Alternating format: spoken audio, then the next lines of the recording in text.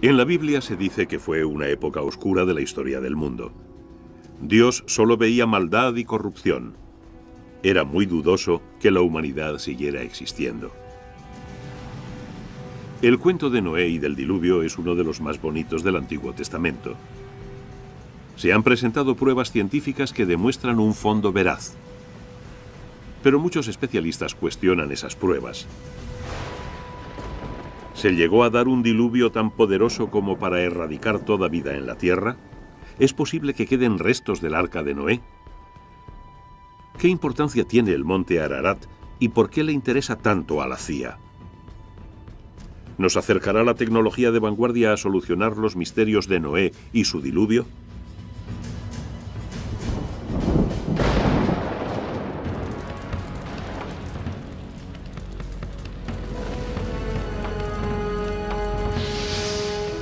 Los misterios de Noé y el diluvio.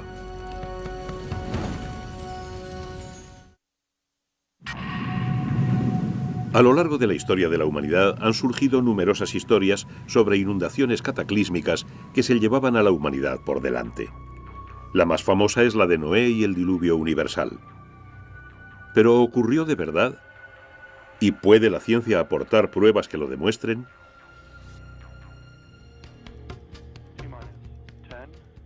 T-10, 9, 8, 7, 6, 5, 4, 3, 2, 1. Ignición y despegue. Despegue de un cohete Boeing Delta II que transporta el globo digital QuickBird, el mayor satélite comercial de alta definición del mundo. Las asombrosas cualidades del QuickBird han sido requeridas para resolver un misterio de más de 2000 años. Parte de su misión consiste en sobrevolar el monte Ararat, en el noreste de Turquía, de quien muchos dicen que fue el lugar en que acabó el arca de Noé. Tercera fase. Confirmamos el giro en el vídeo. Nos ha salido una separación bonita y sin pegas. Se espera que la captación de imágenes por satélite revele de una vez por todas los secretos que albergan las laderas del monte. El QuickBird es solo uno más dentro del desfile tecnológico que desde hace 50 años examina este remoto y vedado lugar. El 17 y 18 de junio de 1949, un avión del cuartel general de la Fuerza Aérea Norteamericana en Europa volaba en misión secreta de reconocimiento en paralelo con el monte Ararat, en Turquía, a unos 4.200 metros. En el curso de esa misión captaron una enorme anomalía que sobresalía como saliendo del hielo. Es muy rectangular, muy ancha y presenta unos puntos negros simétricos. Hay puntos simétricos en esta anomalía, que muy bien pudieran ser cuevas o algo más interesante. Las fotos de 1949 se tomaron al principio de la Guerra Fría. Aunque su intención era localizar posiciones militares soviéticas, la cámara del B-29 captó inesperadamente una gigantesca anomalía que sobresalía del casquete de hielo del monte Ararat a unos 4.700 metros. Hubo infinitos rumores por todo Washington sobre si la CIA estaba investigando el caso de la llamada anomalía del Ararat. En los siguientes 20 años se siguieron tomando fotos de la anomalía desde aviones y desde satélites. Todas se clasificaron alto secreto. Sin embargo, la CIA nunca ha reconocido oficialmente la existencia de tal anomalía. El monte Ararat está en el más remoto rincón oriental de Turquía, justo al lado de Azerbaiyán, Armenia e Irán. Desde el punto de vista geoestratégico, no es buen barrio. La antigua Unión Soviética queda a unos 18 kilómetros y tienes a Irán a 29 kilómetros. De modo que el monte Ararat ha sido una zona militar restringida en los últimos 50 años. El monte Ararat en sí mismo alcanza los 5.200 metros, por lo que es un pico muy impresionante, muy ancho. En términos de volumen, puede que sea una de las montañas más grandes de la Tierra.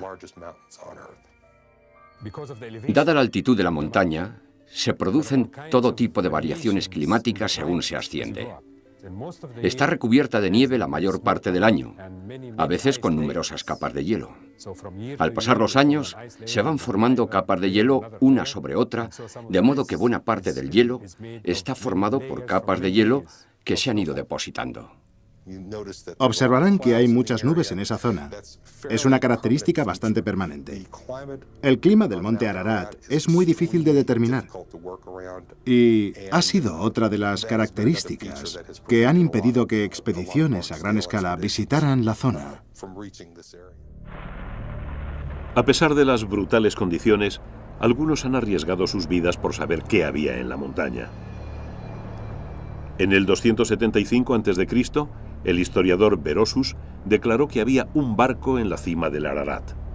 Incluso en el siglo XIII, el muy viajado Marco Polo afirmó que había visto el arca de Noé allí mismo.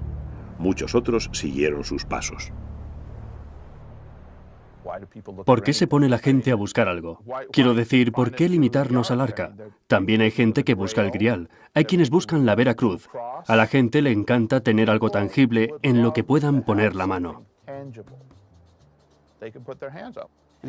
Si se pueden encontrar piezas del barco y se pudiera estar razonablemente seguro de ellas en Turquía o en el monte Ararat, estaría demostrado más allá de toda duda razonable que la historia ocurrió. Entonces reflejaría adecuadamente la palabra de Dios. Si pudiéramos apuntar exactamente dónde se encuentra el arca, entonces sabríamos con seguridad que el texto bíblico es un auténtico texto histórico. El primer buscador moderno del arca fue un profesor alemán, el doctor Friedrich Parrot. En 1829 visitó el monasterio de Smiatzin, al pie del monte Ararat. Declaró que los frailes le habían enseñado maderas, manuscritos y objetos originarios del arca de Noé. Su libro impulsó a muchos otros a realizar el duro viaje a la montaña para ver lo que allí había.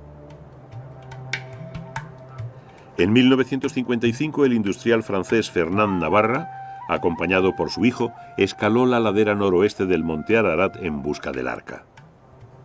Entraron por una falla del glaciar y descubrieron un trozo de madera de 1,5 metros. No se trataba de un tronco, sino de un trozo obviamente cortado con una herramienta. La película de Navarra y su libro El arca de Noé, Yo lo toqué, provocaron una sensación internacional. Pero el descubrimiento se había realizado a más de 300 metros por debajo de la anomalía del Ararat, y cuando se realizó la datación por carbono, se llegó a la conclusión de que era de los siglos IV o V antes de Cristo, es decir, demasiado reciente para venir del diluvio. La llamada de Dios también ha hecho subir a muchos otros por la helada ladera del Ararat. Mi amigo James Irwin fue el piloto del módulo lunar del Apolo 15. Caminó sobre la Luna y allí recogió muestras. Mientras paseaba por la Luna, se fijó en una piedra especialmente brillante y blanca. Mira eso, ¿a que no sabéis lo que acabamos de encontrar? Creo que hemos encontrado lo que vinimos a buscar. Una piedra, sí señor. Se acercó y enseguida comprendió que esa piedra iba a tener mucha importancia. De hecho, los geólogos la llamaron más tarde Piedra de la Génesis, porque era muy importante. Nos informaba sobre la génesis de la Luna. Jim Irwin me dijo más tarde, te lo juro por Dios, sentí como si alguien, y naturalmente, ¿quién podía ser sino Dios?, me tocara en el hombro y me dijera, mira eso. De modo que se obsesionó con la idea de que la inspiración divina le había hecho fijarse en esa roca y traerla de vuelta. Irwin, que siempre había sido hombre religioso, se hizo aún más devoto cuando volvió a la tierra. Sintió la inspiración de escalar el Ararat para buscar el arca de Noé. Me dijo, subí y no pude escalar ni por allí ni por allá, pero juro por Dios que vi una gran extensión, como sobrelevada en el centro y con costillas alrededor, como si se hubiera cogido en esa gran barca y se le hubiese dado la vuelta y la hubiesen dejado allí en donde dejó marcas. Hizo un segundo viaje para tratar de alcanzar esa zona, pero desgraciadamente se cayó en ese segundo intento y al final murió de sus heridas. De modo que hay gente que cree firmemente en esa idea. Él fue uno de los que tuvieron que ir para demostrarlo. y le costó la vida.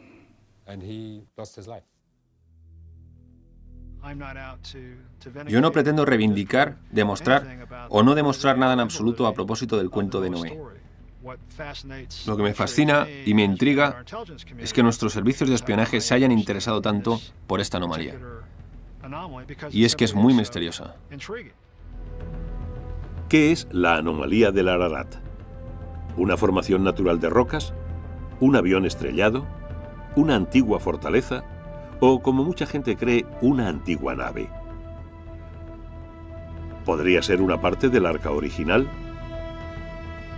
¿O podrá demostrar lo contrario la tecnología del siglo XXI?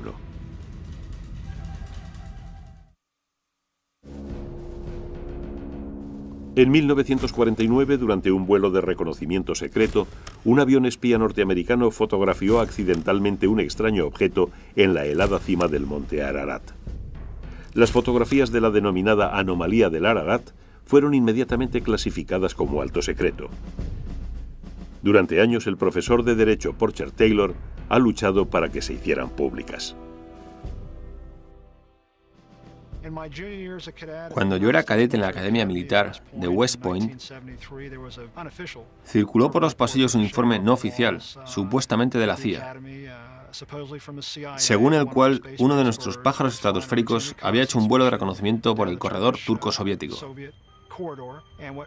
Y lo que vieron eran como 3 planchas curvadas o estructuras que sobresalían unos 10 metros de la nieve y que parecían formar, o al intérprete fotográfico le pareció que formaban, la proa de un barco. Este informe, mucho más basado en rumores que en hechos, disparó una larga y ardua investigación para descubrir la auténtica naturaleza de la anomalía del Ararat. Mis conversaciones, tanto oficiales como no oficiales, con miembros del espionaje fueron muy fascinantes, muy sinceras y muy intrigantes. En respuesta a mi petición, según la Ley de Libertad de Información, el Servicio de Información de la Defensa me entregó 5 imágenes en 1995. Las fotos 2, 4, 5, 6 y 23 de aquella misión en concreto. El Dr. Farouk es uno de los más eminentes geólogos del mundo. Trabaja en la Universidad de Boston y dirige el muy prestigioso Centro de Sensores Remotos. Tuvo la amabilidad de unirse a mi proyecto cuando le pedí concretamente que actuara como analista de imágenes independiente y racional. Las fotos de la Fuerza Aérea eran cualquier cosa menos claras. Se tomaron a distancia y oblicuamente desde un ángulo. Y la resolución cambia totalmente de cuando miras algo que está cerca del avión a cuando lo miras desde muy lejos. Así que no había nada consistente en esas imágenes. Había una tomada desde un lado, otra desde otro, pero no se tomaron al mismo tiempo, con el sol en el mismo sitio, y ni siquiera sabemos qué día o a qué hora se tomaron. De modo que no se podía deducir nada de las sombras y eran totalmente insostenibles, por decirlo así. Dado que era imposible llegar a alguna conclusión con las fotos de 1949, se encargó a Space Imagine, una empresa radicada en Denver, que fotografiara la anomalía del Ararat desde su satélite Iconos, el primer satélite comercial de alta resolución, 1 metro, del mundo.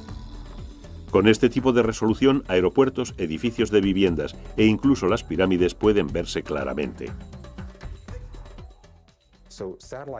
Las imágenes de satélite te permiten mirar grandes extensiones de terreno al mismo tiempo y tratar de comprender su naturaleza espacial, la relación espacial entre esos objetos.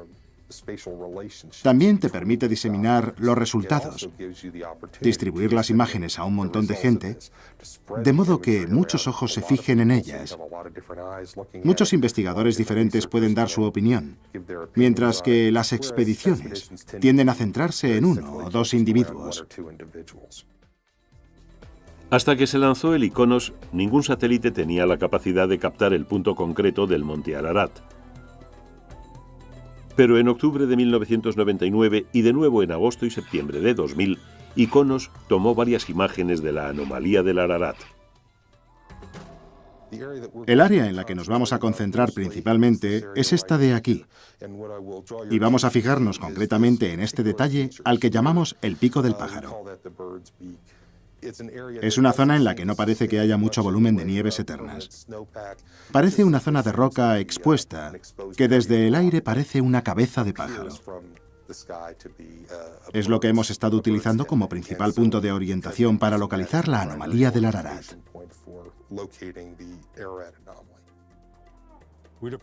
Primero observamos la imagen terrestre que cubre toda la región, de modo que podemos ver la topografía y su relación con el ángulo de incidencia del Sol y, por tanto, con las sombras. Eso es importante. Mucha gente no lo tomaría en consideración, pero es muy importante. Empecé a investigar el Ararat y cómo caían las sombras en las diferentes cornisas. Estamos mirando a una cresta volcánica. La anomalía y dos zonas en las que hay marcas representadas por un entorno de terrazas nevadas, y en esta zona una corona de nieve. De modo que lo que estamos viendo es una anomalía. En otras palabras, algo de lo que no sabemos nada en esa zona. Y se ha sugerido que todo esto es fruto de la mano del hombre. Porque sabemos qué día y a qué hora se tomaron, podemos medir y calcular, si tenemos el ángulo de incidencia del Sol, la longitud de la sombra. Nos resultó muy fácil mirar estas imágenes de satélite e interpretarlas en tanto que geólogos. Puede ser una simple sombra, puede ser algo, puede ser roca desnuda, o algo que está encima de la nieve. Pero debo decir que esta última posibilidad es muy improbable. Cualquier cosa que se haya posado sobre la cresta o que se haya construido sobre la cresta debería de estar cubierta desde hace tiempo por la nieve que ha caído después. De modo que todo lo que busquemos por aquí tiene que estar bajo la nieve, no encima de la nieve.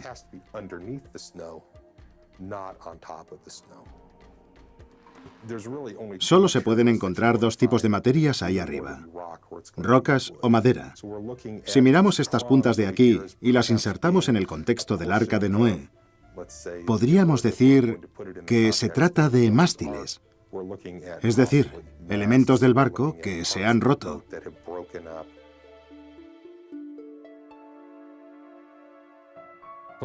Lo que estamos viendo son juegos de sombras sobre cornisas de roca y sombras de montículos de nieve. Para mí no hay duda. Mi primera impresión, es decir, si alguien me apuntase a la cabeza con una pistola y me dijese que tomara una decisión de inmediato, es que probablemente son de origen natural. Estamos mirando a una sutil interacción entre la nieve, los ángulos de luz, las nubes, la escabrosidad de las rocas, etc. Puede que esté ahí. Yo no puedo afirmar que no esté. Todo lo que sé es que, basándonos en las imágenes que hemos visto, eso no es. Desde 1991, el gobierno turco ha cerrado el acceso al monte Ararat por razones de seguridad. Todo esfuerzo que pretenda revelar los secretos ocultos de la montaña requerirá una tecnología más avanzada. Durante siglos, la fe religiosa predominó sobre la ciencia en todo lo referente al Arca de Noé. Muchos creyeron que la narración bíblica era un documento histórico fiable sobre acontecimientos reales. Pero esta antigua tablilla descubierta en el siglo XIX nos muestra una prueba irrefutable de lo contrario. Demuestra que el cuento de Noé y el diluvio no era el original, sino que fue inspirado por otro cuento mucho más antiguo.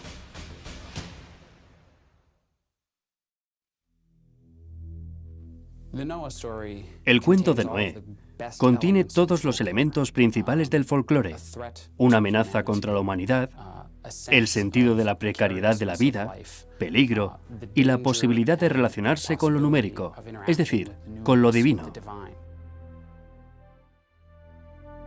Este cuento bíblico sobre el mal, el castigo, la supervivencia y el renacimiento se ha convertido en un elemento esencial de la historia sagrada de la civilización occidental.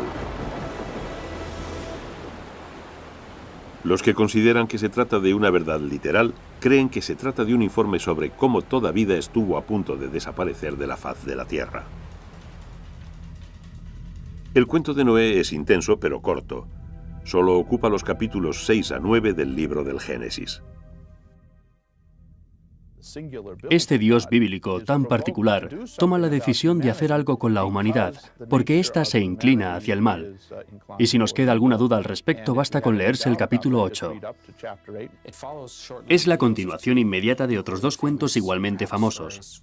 El primero, la historia de Adán y Eva en el paraíso y de sus hijos, Caín y Abel. Y por supuesto del fratricidio que comete Caín matando a Abel. Hay algo malo, algo profundamente perverso en la naturaleza humana. ¿Cuáles son las consecuencias de ello y cómo eliminarlo? La Biblia insiste mucho en que esa divinidad no es arbitraria. No es que decida matar a la gente y destruir el medio ambiente porque se levante un día con el pie izquierdo o por mero sadismo. Las historias bíblicas se esfuerzan mucho por demostrar que Dios fue provocado. Y decide salvar a lo que podríamos considerar lo mejorcito de una mala tropa. Noé resulta ser un buen tipo para ser humano. Ya me entiende. Entonces le dice a Noé que construya el arca. A lo largo del tiempo, infinitos artistas han intentado plasmar la impresionante nave de Noé. Quizá la visualización más vívida sea la de un alemán llamado Kircher.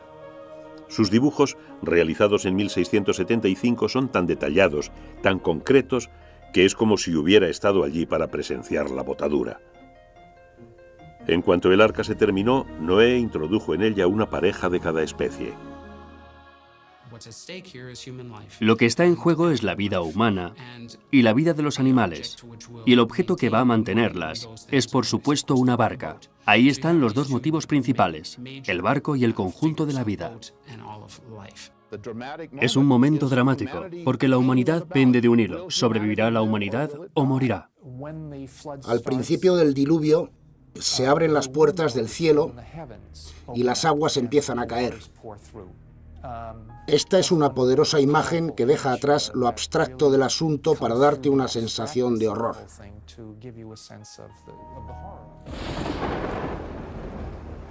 La Biblia dice que pereció toda carne y todo lo que pulula sobre la tierra.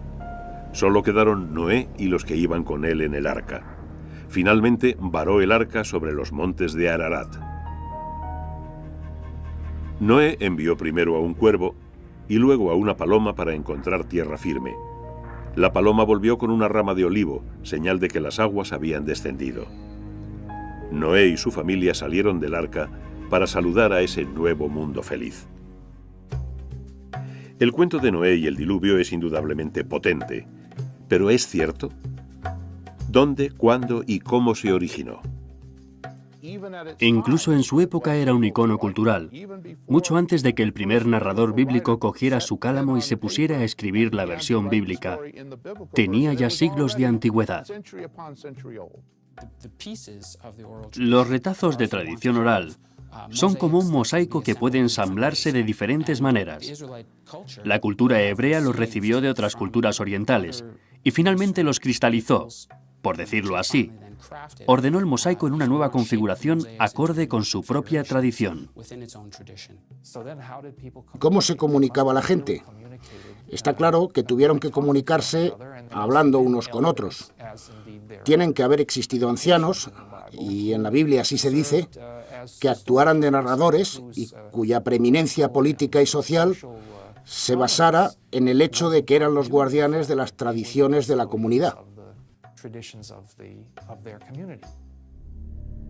Las primitivas historias de la Biblia se fueron transmitiendo de generación en generación durante miles de años antes de que fueran puestas por escrito alrededor de 1200 a.C. Curiosamente, en el texto escrito aparecen numerosas repeticiones e incoherencias. Por ejemplo, en el Génesis 7, versículo 12 se dice: «Estuvo descargando lluvia sobre la tierra 40 días y 40 noches».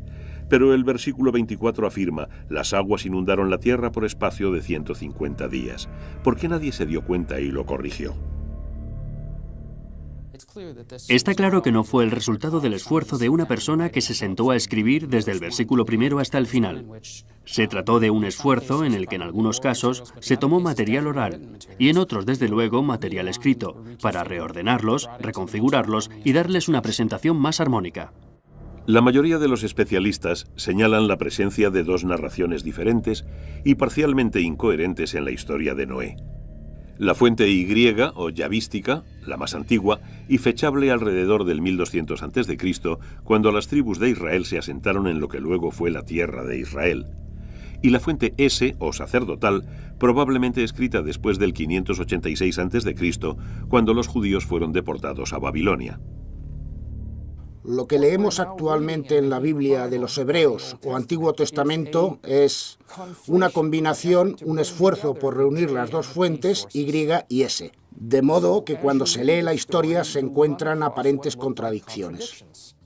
Es como si hubieran tomado Y y S y las hubieran barajado como cartas. Por un lado está Y y por el otro S. Las juntaron y tenemos, por ejemplo, 3 frases de Y y luego 3 frases de S, y así sucesivamente. Yo supongo, y no es que sea solo una suposición, es que no existe nadie a quien podamos preguntar, que los que reunieron las fuentes Y y S decidieron no discriminar cuál de las dos fuentes era la mejor, la más original, la más correcta.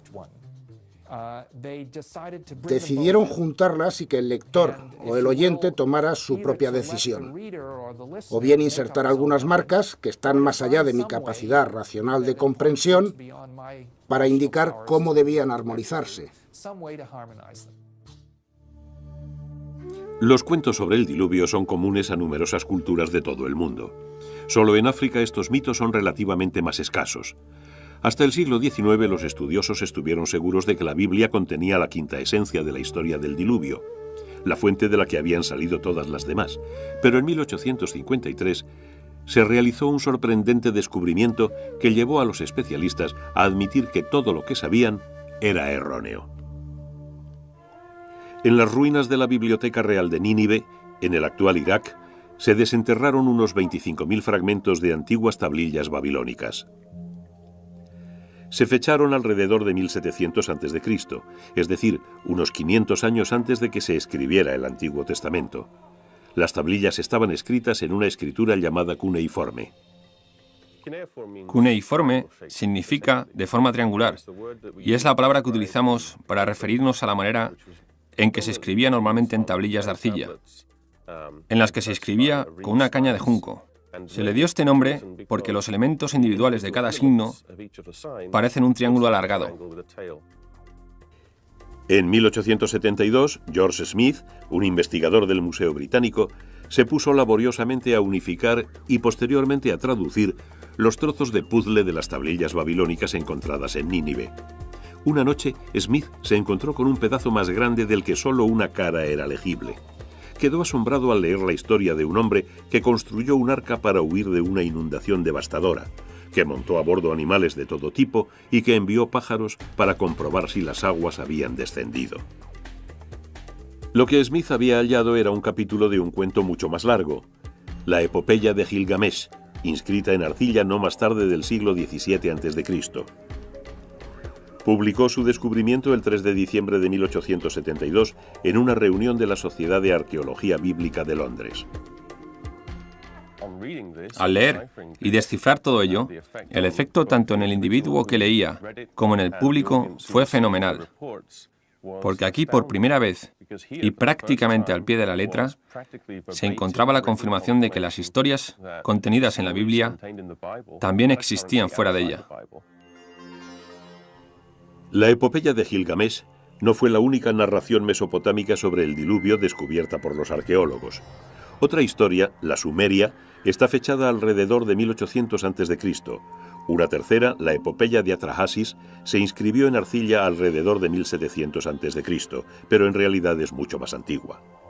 Todas estas historias cuentan cómo el mundo sufrió tal superpoblación de seres humanos que estos se volvieron demasiado ruidosos y los dioses no pudieron dormir. Para acabar con el ruido decidieron destruir la humanidad. Si se lee el cuento tal y como está escrito y no te informan de dónde proviene, sin duda se diría que viene de la Biblia. Es que es casi idéntico, es muy sorprendente. En muchos sentidos, estas leyendas mesopotámicas están estrechamente relacionadas con las bíblicas, no solo en la idea general de una inundación, sino incluso en algunos detalles concretos. Está la figura de Noé, que reúne a su familia y se sube a un arca, permanece en el arca durante un tiempo mientras el resto del mundo humano, se ahoga y el arca queda varada en una montaña. Hay algunos asombrosos puntos de contacto entre las dos que indican que no pudieron darse accidentalmente. Dependen de una fuente común o de una tercera tradición que ha pasado a ambas. Los parecidos son tan estrechos en términos de estructura general, de estructura episódica. Por ejemplo, el hecho de mandar pájaros para buscar tierra firme. Esto sucede en el relato bíblico y en el cuneiforme. Me resulta imposible concebir una situación en la que estos dos cuentos surgieran de manera independiente. Claro que esto plantea un par de preguntas adicionales. ¿Cuál fue el primero, el mesopotámico o el bíblico? Lo que está muy claro a propósito de las historias mesopotámicas, en particular la de Atrahasis, es que dos de sus versiones pueden fecharse muy precisamente, o con una precisión relativa a principios del segundo milenio antes de Cristo, de modo que no hay duda de que la tradición literaria mesopotámica que incluye estos dos relatos del diluvio es muy anterior a la hebrea. Ahí está el humo del disparo. Con esto hemos descubierto un material mesopotámico, del que sabemos que es mucho más antiguo que la versión bíblica. ¿Historias de diluvio cientos de años, si no miles, anteriores a la Biblia? ¿Cómo es posible? No hay duda de que esas historias están ahí, presentes en tablillas reales y legibles. Y no hay duda de que los pueblos cananeos y luego los israelitas conocían esas historias y sabían que eran buenas, es decir, que abordaban problemas fundamentales. La otra posibilidad en cuanto al Génesis es que fuera una historia incluida en las tradiciones del Génesis durante el exilio, cuando los judíos residían en Babilonia, e indudablemente tenía que haber gente entre ellos que conociera bien la cultura cuneiforme. La existencia de no uno, sino de 4 mitos sobre el diluvio hizo que muchos especialistas pensaran en la posibilidad de que se diera una inundación real sobre la que se basaron los cuentos. ¿Pero existió un gigantesco diluvio? ¿Y puede la ciencia demostrarlo?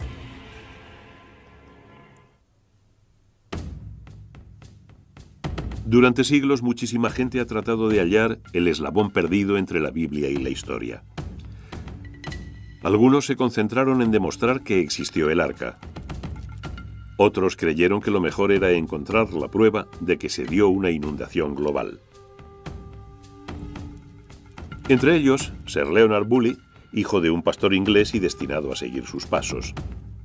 En 1922 empezó a excavar en la antigua ciudad de Ur, antigua capital de Mesopotamia, situada actualmente en un rincón perdido de Irak. En 1929, Bully realizó un hallazgo inesperado. Empezó a excavar en las ruinas de un túmulo de Ur y abrió un espacio hasta unos 15 metros por debajo de la superficie del túmulo. En ese espacio abierto vio la oportunidad perfecta de investigar los primeros periodos de la historia de Ur. Atravesó varios estratos de periodos de ocupación. Entonces, llegó a una capa más espesa de suelo estéril. No había nada. Ningún resto de ocupación humana.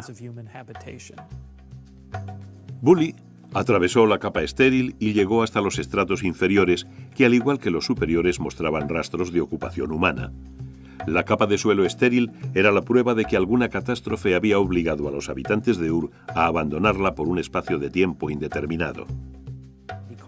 Llamó a varios de sus trabajadores, a varios de sus colaboradores, entre ellos a Max Mallowan, que luego se casó con Agatha Christie, y les preguntó qué pensaban que podía significar. No pudieron responderle nada.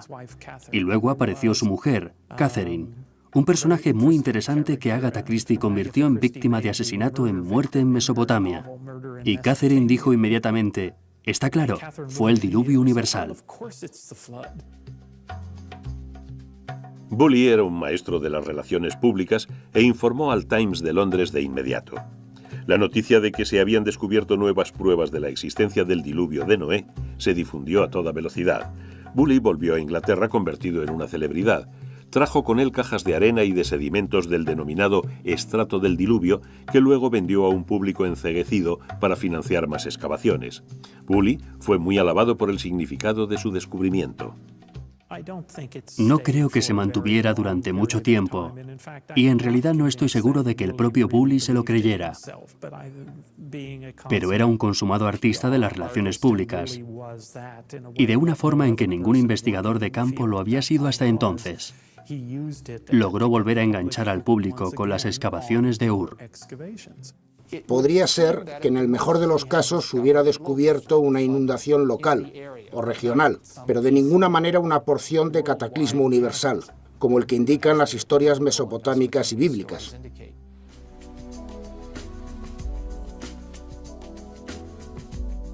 En 1997 se publicó una nueva teoría que cambió por completo la visión que tenía la gente, la prensa y los profesionales del diluvio y de Noé. Afirmaba que hace unos 7.500 años el nivel del Mediterráneo subió drásticamente. Supuestamente habría un paso muy estrecho que mantenía las aguas del Mediterráneo y a consecuencia de algún accidente sísmico, un terremoto o algo similar, el Mediterráneo rompió esa barrera y se desparramó por la zona del Mar Negro.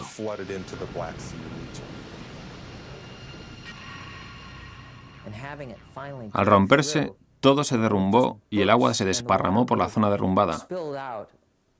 Imaginemos una situación como la de las cataratas del Niágara, pero 10 veces más grande, con un gigantesco flujo de agua inundando el Mar Negro.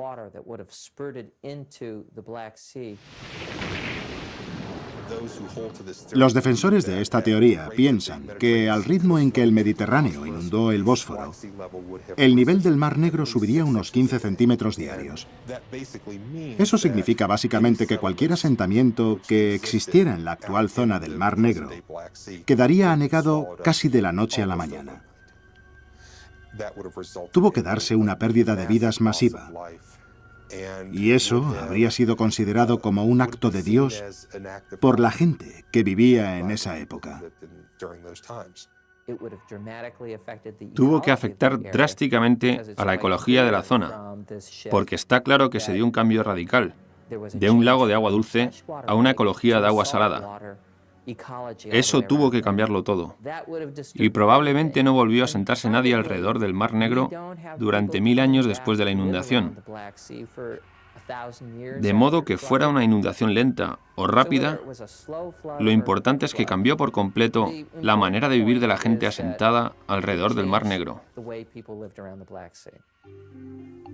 Posteriormente se añadió que los supervivientes del Mar Negro se desplazarían hacia el norte y el oeste, hacia lo que ahora es Europa, hacia el este, es decir, hacia China, y hacia el sur, hacia Mesopotamia, llevando consigo recuerdos de un diluvio devastador. Si el Mar Negro sufrió una inundación cataclísmica tal y como proponen, tiene que quedar un paisaje sumergido ahí abajo.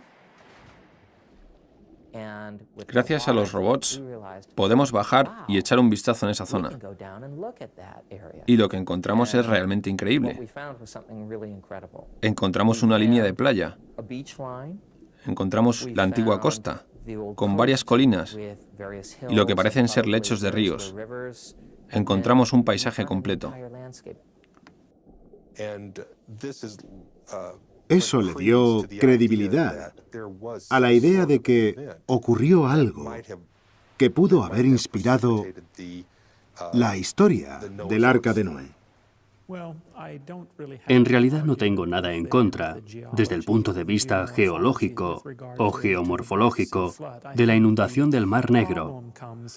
Creo que el problema surge al vincular esta inundación del Mar Negro con los mitos del diluvio, tal y como se cuentan en el sur de Mesopotamia o en la Biblia. ¿Hubo una diáspora de gente desde el Mar Negro al sur de Mesopotamia? No veo ninguna prueba de ello en la arqueología del sur de Mesopotamia. Uno de los elementos presentes en la investigación sobre el Mar Negro es que en realidad el mundo del Mar Negro es muy diferente al mundo del Oriente Próximo antiguo, y tanto los documentos bíblicos como los cuneiformes que describen la inundación son documentos de Oriente Próximo. De hecho, parten de un modelo diferente y son quizá la prueba de que el Mar Negro no fue el lugar donde se dio la inundación bíblica. Durante miles de años, la gente creyó que el cuento de Noé y el diluvio universal eran al mismo tiempo producto de la inspiración divina y un hecho real. Pero hasta la fecha las pruebas científicas y arqueológicas no sostienen tal afirmación. Y sin embargo, la gente sigue creyendo. La Biblia es un documento complejo que combina la alegoría con el simbolismo y la historia. Pero en cuanto a Noé, el diluvio y el arca, ¿puede considerarse fiable? La búsqueda de una prueba de una inundación tan devastadora que dividiese los tiempos en un antes y un después ha quitado el sueño a muchos estudiosos y científicos. Pero esta búsqueda permanente se ha basado en detalles proporcionados por el libro del Génesis. Los cuentos de la Biblia se transmitieron originalmente en arameo, se escribieron en hebreo y se acabaron traduciendo al griego y al inglés. Este largo proceso ha servido para realzar los misterios de Noé y el diluvio. ¿Es verdaderamente una historia sobre gente y acontecimientos reales? Cualquier acontecimiento real e histórico que pueda ocultarse tras estas historias está tan profundamente enterrado en el pasado, incluso contando desde el tiempo en que los escritores bíblicos realizaban su trabajo, que es muy difícil hablar de estas historias como historia del diluvio. El peso de las pruebas de las propias historias indica que se trata de cuentos narrados con razones diferentes a las de informar sobre lo que ocurrió en determinado momento. La gente que escribió este cuento no lo escribió meramente por entretener y contar una bonita historia sobre Noé. Tenían un proyecto grandioso y serio. Trataban de definir quiénes eran. Trataban de definir quién era su Dios. En cuanto al diluvio, si se pretende considerarlo históricamente, hay que considerarlo así en otro sentido. Concretamente, hay que fijarse en qué nos dice sobre la visión del mundo, sobre la mentalidad de los escritores que transmitieron la historia. Es más, si usted prefiere, un texto sobre ellos mismos que sobre el diluvio. Hoy en día, la mayoría de los estudiosos concuerdan en que los autores de la Biblia hebrea trataban de realizar una afirmación teológica, que emplearon muy libremente las metáforas y el simbolismo y que no intentaban que sus datos sobre un diluvio universal fueran tomados como una verdad literal. La historia sobre la inundación de Noé no nos llega como un testimonio documental sobre un acontecimiento concreto. Es más bien una reflexión, aunque con gran cantidad de detalles, sobre el pasado, pero no por ello deja de ser una reflexión. Para mí es muy probable que existiera una inundación global y cataclísmica, o que hubiera un superviviente elegido, o que todo ello sea algo más que una serie de bonitos e interesantes datos sobre la relación de la humanidad con el agua y con los dioses. Cuando la gente habla de inundaciones globales, sobre todo en los tiempos antiguos, está hablando de inundaciones que cubrieron la tierra que conocía. En este caso, una pequeña porción de África del Norte y una pequeña porción de Oriente Próximo, porque eso era el mundo para ellos. De modo que nunca tuvieron la intención de decir que todas las tierras del globo fueran cubiertas por el agua.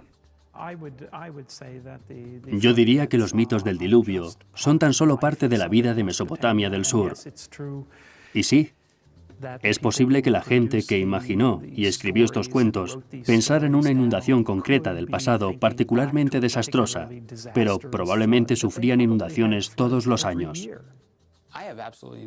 No creo en absoluto que una de estas inundaciones fuera la que se convirtió en leyenda, para ser transmitida, transmitida y transmitida, hasta acabar en el Génesis 6:9. No sé cuándo se originó verdaderamente la historia del diluvio, pero no hay duda de que es algo muy antiguo en la memoria del ser humano. ¿Cuándo ocurrió exactamente? Nadie lo sabe. ¿Qué acontecimiento hizo surgir esa idea? Nadie lo sabe realmente. Hay gente que sugiere determinadas teorías, pero ninguna puede demostrarse. Tan poderosa es la historia de Noé que tan pronto como fue llevada al papel, la gente ya se puso a buscar el arca. ¿Dónde buscar? Los datos bíblicos indican una montaña o un área montañosa, denominada Ararat, en la que Noé varó su arca. De hecho, el Antiguo Testamento no nombra ninguna montaña en concreto. Tradicionalmente se traduce del hebreo por los montes de Ararat, es decir, una cordillera, no una montaña precisa. En realidad, Ararat es como las Rocosas o Sierra Nevada o los Apalaches. Indica algo, pero no es exactamente lo que podríamos llamar una guía segura que nos diga dónde encalló el maldito trasto. Nunca se ha escrito en ningún lugar que el monte Ararat sea el lugar en el que Noé varó el arca. Se percibía así porque es un pico muy alto. Es el único pico de los alrededores. El resto del terreno no ofrece características singulares salvo ese gigantesco y bien conservado pico. Y si se inundaba algo a su alrededor, está claro que el pico sería lo único en sobresalir, por decirlo así. Yo no me peleo con la gente que quiere ir allí y buscar el arca. Estoy totalmente convencido de que no la encontrarán. El instinto siempre está ahí. Quieres echarle mano. Tocar algo que esperas, sea un vínculo con un mundo que por naturaleza no es muy remoto. Creo que es un impulso natural, pero es que a veces nuestra propia pasión por buscar nuestro pasado remoto nos impide encontrarlo.